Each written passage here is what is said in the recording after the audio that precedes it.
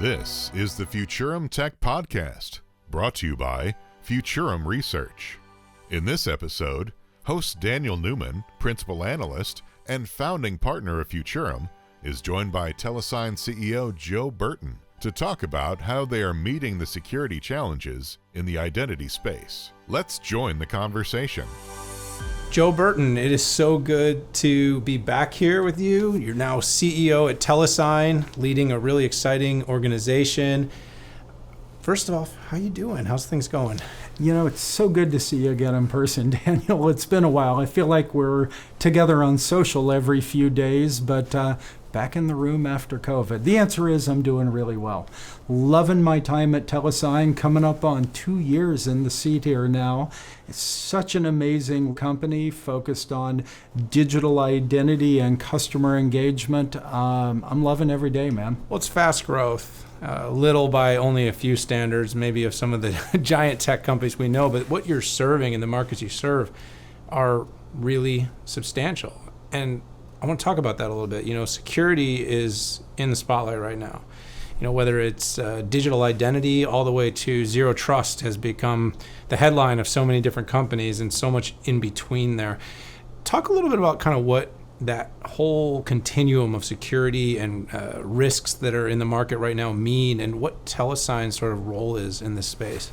You know, it's so interesting, Daniel. When I got to Telesign, we had all of these products where we did machine learning scoring and we did one-time passwords and CPaaS, A2P message delivery, on and on and on. We really looked at all those things we were doing. What does it actually do for the companies we serve and for their consumers? And it's really simple. At Telesign, we exist to make the digital world safe for everyone. That's what we do. It's why we get out of bed every day. When somebody is on their mobile phone or the website for any brand in the world, Telesign really helps with 4 journeys that people have to go through. Creation of a new account. When you actually first surf to a website and you want or download an app and you want to sign up, we make that simple and easy. It is that zero trust moment that you spoke about, but yet we have to do it simply. So we make that simple and easy. We actually keep account takeovers from occurring by constantly monitoring accounts every time you go to log on to make sure the posture is still safe. We help with customer engagement by allowing the brands and the end users to securely message and engage with each other over text and voice channels. And lastly, anytime something of value is being exchanged, we're there to prevent fraud.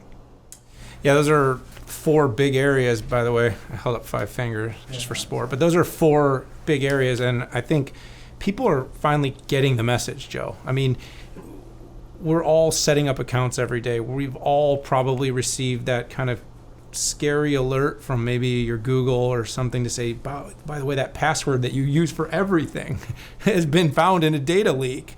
And then we've all probably been, silly enough at least once to wait from that moment to change it because, my gosh, it's like it hasn't become obvious yet. We need to do these things. But for enterprises and companies, I mean, this is the meat and potatoes. I mean, this legitimately is. It doesn't matter what businesses you're in anymore. You've probably got some sort of registration on your website now. You probably have some sort of data about customers that are secured. And by the way, depending on where you are in the world, you're probably in a situation where there's starting to be regulation on these things where you're at risk if you have customer data and you aren't storing it properly, securing it properly. And of course, let's not even talk about the softer side of coming back from a breach, which you and I have talked about now. You did mention earlier, you said something about what gets you out of bed. I'm going to ask you a different way. What keeps you up at night? Because, you're up, you're solving hard problems, jumping out of bed in the morning, but this is stressful because for every step forward the security companies take, the black hats, they're out there and they're coming up with new ways to get at our data, to get at you, and you're responsible in this role for keeping it secure. So how do you kind of think about that? What's keeping you up? Well, you really named it, but there's 3 pieces that keep me awake, and I'll get to the one that I can control third. The first 2 really are companies and consumers have got to take this seriously. For goodness sakes, when you get that message that says your password has been breached, I know it's your dog's maiden name, but go ahead and change it. I know, go ahead and change it. Change it to something else, okay? Got to change it. Everybody has to turn on multi-factor authentication. As an end user, you got to turn it on. As a company, you need to mandate it. As a company, you got to choose a quality vendor that's doing some deep multi-factor inspection when they're sending that, like Telesign or one of our reputable competitors. What really keeps me awake at night is moving fast enough.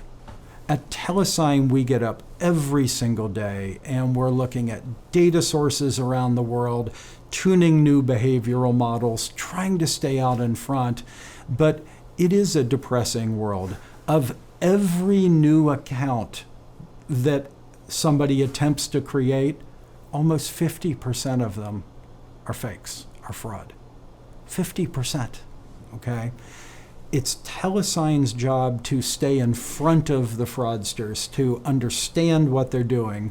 What are the patterns that the bots use? What are the patterns of the traffic flows with fake mobile phones, with SIM swaps, with IRSF fraud attacks? It's our job to stay out there so the business can call into Telesign, get back a quality scoring of whether this is fraud or not, and they can focus on their business. Wow. I'm still staggered by that 50%. You know, as an analyst, I tend to believe I know everything. But I actually never heard that stat. New data, but right at 50% worldwide of all accounts that are attempted to be created are fraudulent.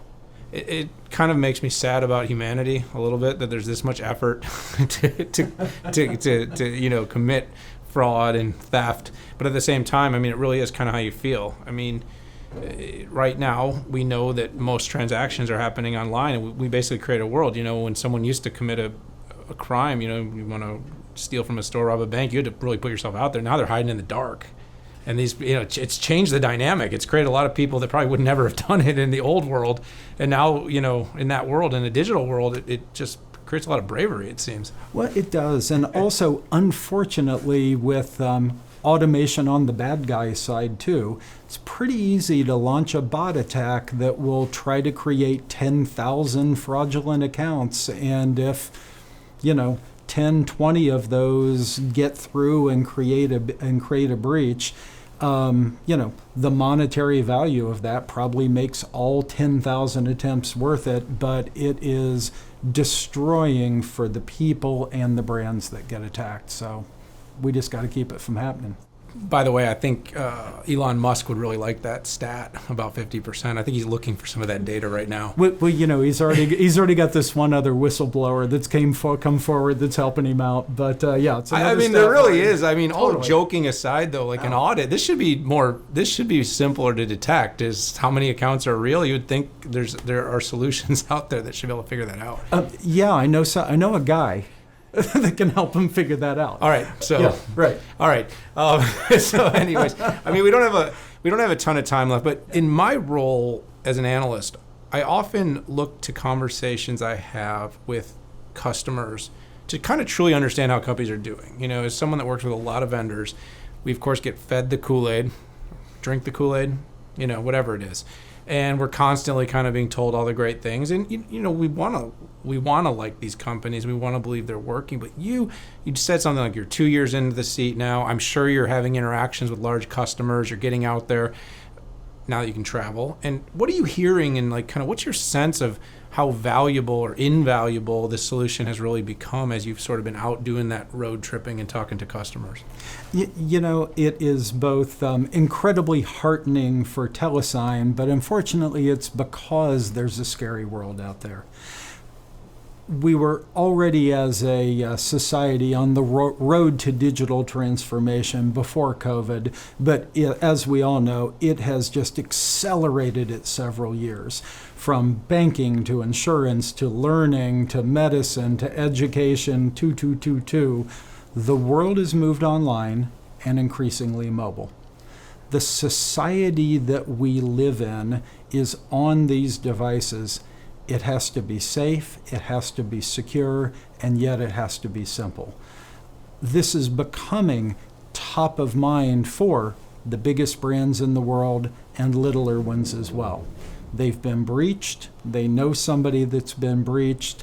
They're looking towards a Telesign to help them create that magic of being much more secure and yet easier to use for their consumers all at once. This is the topic that I'm hearing from people and letting them know I have something to offer. Empathy works. I've always said when you're either in the shoes or been in the shoes, and I think in this case of a lot of CISOs, CIOs, and even boards today, those that have seen a peer that have been dealt with a data breach, even if you just kind of follow the news and look at the economic value that this has, negative economic value to be correct, you really just can't sit there idly by. But as we sort of wrap this up, I want to double click on something you said that I think is really profound. And I think it's that security, even though we know how important it is today, cannot be done in spite of experience. Meaning we cannot degrade our experience that we're creating for our consumer in order to be secure, even though being secure probably is hypothetically more important, because you will lose. And the other companies, the competitors in your industry, they're all going to say, that's an opening, that's an opportunity. We're going to lean into the experience. And society's proven it, Joe, by the way, over and over again with the way people have given up their data and put their data at risk for different apps. People will create risk, but the perfect scenario is you get them both right. And it sounds like that's what you're doing. 100%. When I talk to people, to business leaders, to CISOs and others about being able to help them be 10x as secure and 2x as user-friendly, there's a little skepticism at first, but usually 10, 15 minutes into the conversation, we got a deal. Well, I'm absolutely sold, Joe. I appreciate you sitting down with me. I appreciate the fact that you're staying up at night, but you're still popping out of bed every morning in order to solve these problems. For everyone out there, it is going to become table stakes. You got to get it secure. You got to deliver the best experience. Joe Burton, CEO at Telesign, it sounds like that's what you're focused on. So everyone out there, it sounds like something to spend some time looking at. Perfect. Thanks, Daniel. Thanks, everybody.